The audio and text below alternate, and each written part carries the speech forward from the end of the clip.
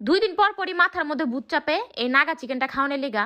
এত মজা করে এই নাগা চিকেনটা বাসায় বানাই, খাইবার তো মন চাইবই, মনটা শুধু কয় বানায় খা বানায় খা। তো এর লিগা আমি এখন বানায় খামু আর তোমাগুলো রেসিপিটা শেয়ার লইছি। দুইটা মানে বোম্বাই মরিচ দুইটা লইছি আর কাঁচা মরিচ কয়েকটাই লইছি। আপুরে কইছিলাম আব্বু কয়টা বোম্বাই মরিচ চাইনো ভাত খামু, মানে বোম্বাই মরিচ দা ভাত খেতে মজা লাগে। ভাই রে ভাই লেগা তোমরা তো আবার কানভা। তো যাই হোক এখানে আমি যে কষ্ট মষ্ট কইরা বাইটটা লইলাম, তারপর এখানে আমি কয়েকটা ধনা পাতা লইলাম, ওখানে ধনা পাতাগুলো বাইটটা লমু।